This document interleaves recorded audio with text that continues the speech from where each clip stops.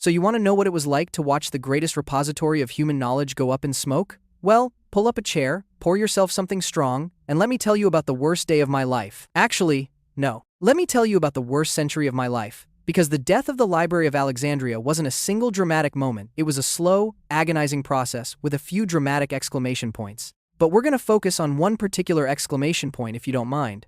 The one where I, a humble scribe by the name of Actually, it doesn't matter what my name was. I'm the last one left, so I get to tell this story, and I don't feel like sharing my name with the historical record.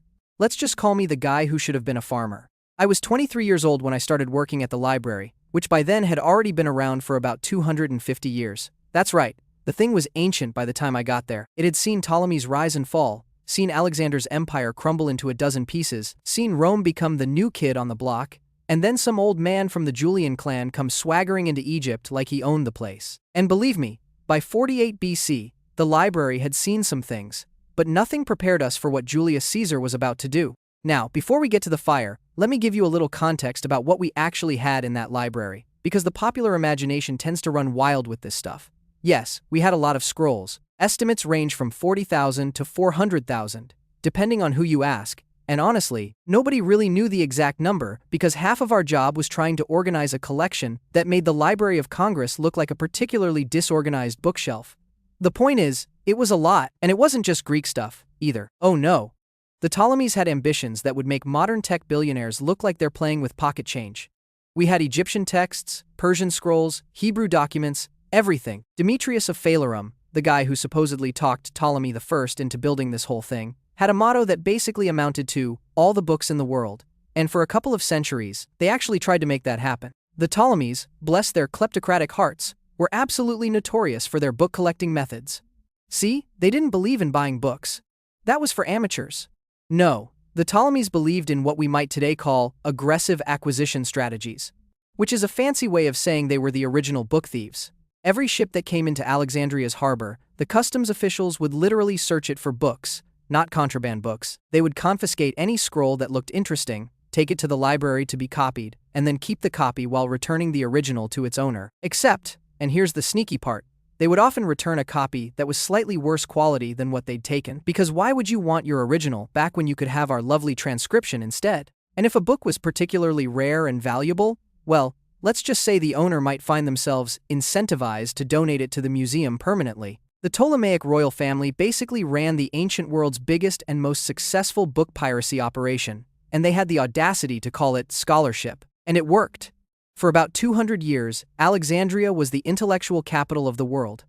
Think about that for a second. We had scholars who were measuring the circumference of the Earth with nothing but sticks and geometry. We had guys figuring out that the sun was the center of the solar system 2,000 years before Copernicus got credit for it. We had Herophilus and Erasistratus, who were basically performing human vivisections to figure out how the body worked. Yes, that's as messed up as it sounds, but they discovered the brain was the seat of intelligence, so cut them some slack. We had Euclid basically inventing geometry, Archimedes doing Archimedes things, and Ptolemy mapping the stars in a way that would last for 15 centuries. This was the intellectual equivalent of having Steve Jobs, Elon Musk, and all of Silicon Valley rolled into one building, except instead of building smartphones, they were writing about the nature of reality on papyrus. But I'm getting ahead of myself. You're here for the fire, not for me to give you a tour of the glory days. Fine. Let's talk about 48 BC. So Julius Caesar shows up in Alexandria in pursuit of Pompey, who had fled there after getting his legions trashed at Pharsalus. And I need to be clear about something right now. Caesar did not come to Alexandria to burn our library. I know that's the popular narrative, but it's complete and utter nonsense. Caesar was many things: a dictator, a pretty decent writer, a man with an absolutely legendary ego, but he wasn't an idiot. He knew what the library was worth. He may have been a Roman, but even Romans could appreciate a good collection of scrolls, especially ones that contained all that juicy Greek philosophy they were so fond of.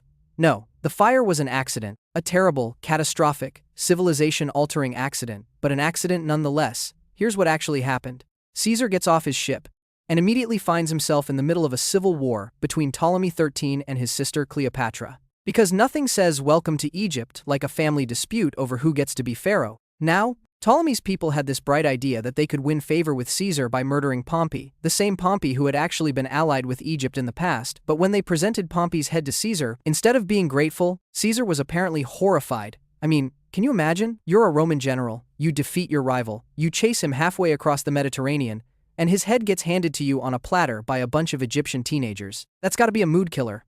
Anyway, Caesar decides to side with Cleopatra, which, let's be honest, probably had nothing to do with politics and everything to do with the fact that Cleopatra was supposedly the most beautiful woman in the world, which is saying something in a city full of Greek-Egyptian hybrids who had been selectively breeding for attractive features for centuries.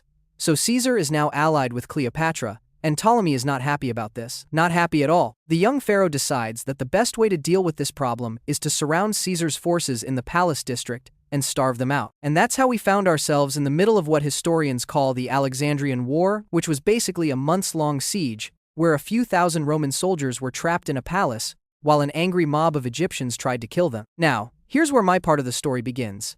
See, the library wasn't just one building, it was a complex that stretched across a significant portion of the city. The main building was in the royal quarter, close to the palace, close to the harbor, close to everything that mattered in Alexandria. And when the fighting started, we scribes found ourselves in a rather awkward position. Our entire job was to sit in a beautiful building surrounded by hundreds of thousands of scrolls and make copies of them.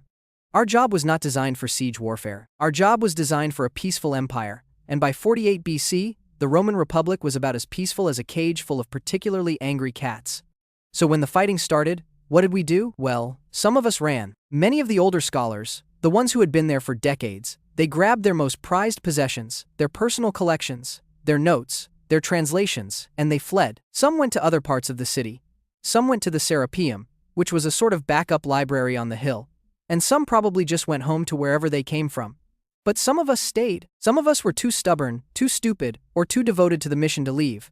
I like to think it was devotion, but honestly, it might have been stupidity. Probably a healthy mix of both. I stayed because I believed in what we were doing. Isn't that pathetic? I actually believed that the written word mattered, that preserving knowledge was important, that what we did in that library actually meant something in the grand scheme of human existence. And maybe it did, maybe it does, but that didn't stop it from burning down anyway. So the siege goes on for months. Caesar is stuck in the palace, we're stuck in the library, and the Egyptian army is stuck outside trying to figure out how to kill a Roman without the Romans killing them first. And then, one day, Caesar gets a brilliant idea. He decides to set fire to the Egyptian ships in the harbor. Why? Well, because the ships were being used to resupply the Egyptian forces, and also because Caesar was Julius Caesar, and Julius Caesar apparently thought that setting fire to things was a valid military strategy. The man had a serious pyromaniac streak. I mean, he burned the Gallic tribe's forests, he burned the Senate House, he restored the Senate House after burning it, and now he was going to burn some Egyptian boats. Now, here's the thing about ancient ships. They were made of wood, and wood burns. And here's the thing about fires in ancient cities. They don't stop at the waterline. The fire started on the ships, jumped to the docks, then to the warehouses, then to the buildings near the harbor, and here's the part that makes me want to scream, jumped to the library. I still remember the smell. Papyrus, when it burns, smells like, I don't know how to describe it. Sweet and horrible at the same time, like someone was burning honey and death together. The smoke was so thick you could taste it, and the heat was unimaginable. I was in the scriptorium, which was on the second floor of the main building, and I could see the flames coming through the windows like they were alive, like they were hungry. What did I do? What could I do? I grabbed what I could, maybe a dozen scrolls, some of them my own work, some of them copies I'd been meaning to return to the shelves for weeks, and I ran.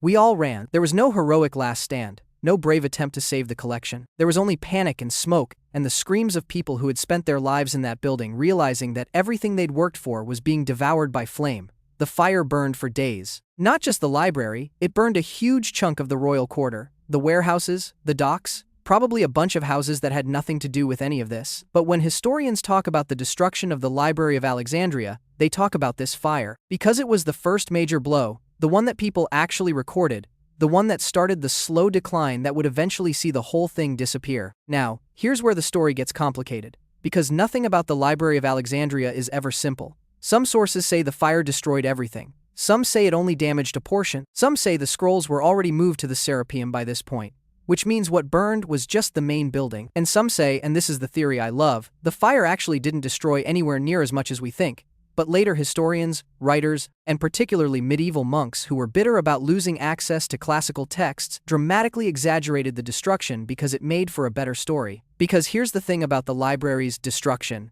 It didn't happen once. It happened over and over again, across centuries, in multiple events, each one adding to the myth. Caesar's fire in 48 BC. Aurelian's attack in the 270s, when the library was apparently caught in the middle of a civil war, and was either destroyed or heavily damaged depending on which account you believe. The decree of Theodosius in 391, when the Serapeum was destroyed and possibly any remaining scrolls with it. And then, finally, the Muslim conquest in the 640s, when the story goes that Caliph Omar ordered all the books burned because they either agreed with the Quran or they didn't, and either way they were supposedly used to heat baths. Though that last story is almost certainly propaganda from later Christian writers who wanted to make Muslims look like cultural vandals. So the library didn't burn once, it burned, was partially destroyed, was attacked, was neglected, and was eventually forgotten over the course of about 700 years. But in 48 BC, in that moment when I ran out of the building with my handful of scrolls and watched the smoke rise over Alexandria, I didn't know any of that. I didn't know that the library would technically continue to exist in some form for centuries afterward. I didn't know that my great-great-great-great-grandchildren might still be able to find a few scrolls if they knew where to look. All I knew was that the greatest collection of knowledge in the history of the world was on fire, and I was standing in the street watching it burn. And here's the part that really gets me. The part that keeps me up at night. The part that makes me want to scream into the void. So much of what was in that library is simply gone now. We talk about lost knowledge like it's some abstract concept, like it's something that happened to other people in other times. But I lived it. I knew what we had. I knew what we were working on. And now, 2,000 years later, most of it is gone. Think about that. 2,000 years, and we still haven't recovered. We still don't know what was in half those scrolls. The works of hundreds of scholars, poets, scientists, philosophers, gone. The original texts of plays that we now only have as later copies, and even those copies are fragments. The medical knowledge of Herophilus and Erasistratus, who knew more about human anatomy than anyone would know again until the Renaissance. The astronomical observations of centuries, the mathematical proofs, the geographical surveys, all of it, or most of it, lost. And here's the really infuriating part. We could have had it all. If the Ptolemies had spent half as much money on preserving the collection as they did on acquiring it, if they'd made copies, distributed them to other libraries, created a network of backups. If one person, just one person in 300 years had said, hey, maybe we should have a backup plan in case something bad happens, we might still have the library today. But no, they were too busy collecting, too busy showing off, too busy being the biggest and the best, and when the fire came, there was nothing left but ash and regret. Now, I realize I haven't really told you much about what it was actually like to work at the library. I mean, I've talked about the collection, I've talked about the scholars, I've talked about the fire. But what was the day-to-day experience like for a scribe? What did we actually do with our time, besides copy things and occasionally panic when Roman armies showed up? Well, pull up a chair, because I'm about to give you a tour of the most prestigious library job in the ancient world. First of all, let me disabuse you of any romantic notions you might have about ancient scholarship. We didn't spend our days lounging on marble benches, casually debating philosophy while being fed grapes by attractive young things. That might be what the movies show, but the reality was much more mundane and much more exhausting. Our job was basically to be the medieval equivalent of a photocopier, except instead of making copies, we were making copies of copies of copies. And each iteration got a little worse, like a game of telephone played with papyrus and reed pens. The process worked roughly like this. A scroll would come into the library, either through purchase, donation, or the aforementioned aggressive acquisition strategies. It would be given to a team of scribes, who would make a copy. That copy would then be added to the collection, and the original would either be returned to its owner or, let's be honest, quietly kept because we wanted it. Then, when someone wanted to read the scroll, they wouldn't be allowed to touch the original. Oh no, that would be far too risky. Instead, they would request a copy, and we would make another copy of the copy, and then another. And another. Eventually, you had hundreds of copies floating around the Mediterranean, each one slightly more corrupted than the last, full of transcription errors and scribal interpretations, and the occasional artistic flourish that had nothing to do with the original text. This is why so much of classical literature is so weird. Why does Homer's Odyssey have so many different versions? Because scribes kept adding stuff. Why do we have multiple versions of Euripides' plays? Because every time someone copied them, they figured they knew better than the guy who wrote it. The ancient world was basically one giant game of whisper down the lane, except instead of whispers, it was epic poetry, and instead of a laugh at the end, it was centuries of scholarly confusion. But I digress.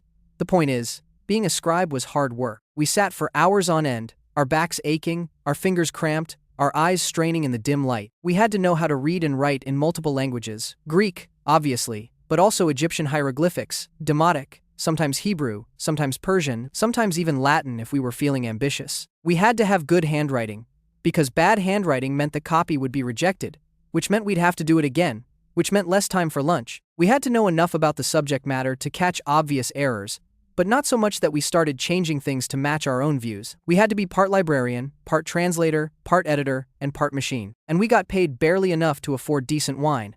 But here's the thing, we loved it. Every single one of us loved it. Because despite the hard work, despite the low pay, despite the complete inability of the Ptolemaic dynasty to manage money effectively, despite controlling one of the richest kingdoms in the world, we were part of something bigger than ourselves. We were preserving the wisdom of the ages. We were making knowledge accessible to anyone who could read. We were, in our own small way, building a bridge between the past and the future, and that mattered. That mattered more than anything. And the scholars, Eratosthenes, who calculated the Earth's circumference using nothing but shadows and geometry. Archimedes, who ran through the streets naked shouting, "Eureka!" after figuring out a buoyancy problem. Ptolemy, whose star charts would guide sailors for 1,000 years. Callimachus, who basically invented the research paper. Theocritus, Apollonius of Rhodes, and hundreds more whose names didn't survive. All gone. We don't even know what we lost, and that is perhaps the most tragic part of all. But I was getting melancholy again. Let's talk about something else. Let's talk about the students. The library was part of the Maution, which was essentially an ancient university. And like any university, it had students. Young, idealistic, annoying students who would come to learn from the great minds and then immediately try to correct you on something they'd read in a book that was older than your grandmother. I was one of them once, before I became a scribe. I remember sitting in lectures, taking notes, thinking I understood the universe. I remember the thrill of discovering a new text, the excitement of making a breakthrough in my understanding. I remember thinking that I was part of something important, something that would last forever. And then the fire happened, and I learned that nothing lasts forever. Everything is temporary, everything can be lost, everything can be burned. But here's what I learned afterward. That's not a reason to despair. It's a reason to work harder. It's a reason to keep copying, keep preserving, keep teaching. Because if we don't do it, who will? If we don't preserve the wisdom of the past, how will future generations know what we knew? If we don't pass on the torch, the darkness wins. So that's what I did. After the fire, after I fled the city, after I spent years traveling and teaching and trying to remember everything I'd learned, I became a teacher. I taught students who taught students who taught students.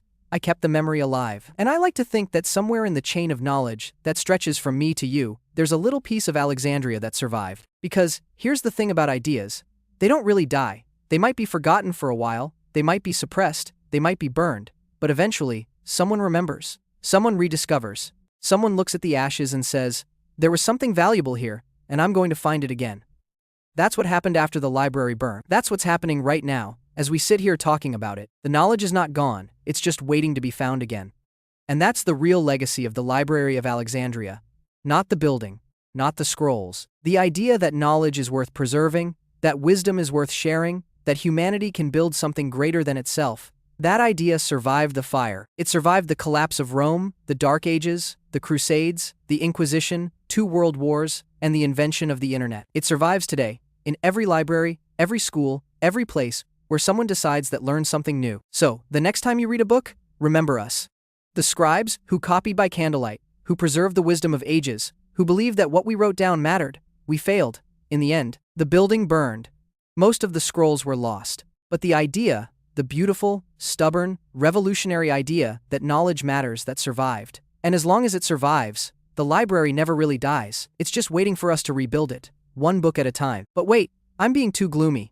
Let me tell you about what happened after the fire, because the story doesn't end there. The surviving scribes, we were maybe a few dozen out of the hundreds who worked there. Some of us scattered to the wind. Some of us tried to salvage what we could. We did our best to preserve the memory of what we had achieved. And we kept teaching, kept copying, kept passing on what we knew. The idea survived. It survived in other libraries that popped up across the Mediterranean. It survived in the monasteries that preserved classical texts through the Dark Ages. It survived in the scholars who kept copying, kept teaching, kept learning.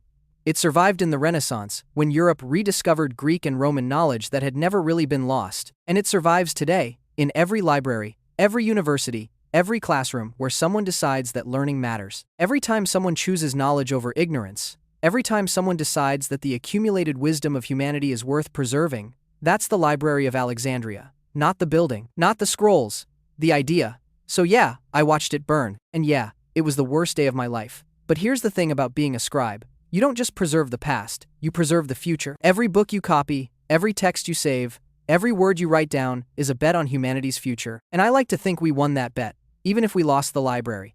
The knowledge didn't disappear entirely. It scattered, it survived, it adapted. The fire didn't win. It never really does. Because as long as there's one person willing to pick up a pen and write something down, as long as there's one person willing to read what was written, the library never really burns. It's just waiting to be rebuilt. And that's the story of my life as a scribe in Alexandria.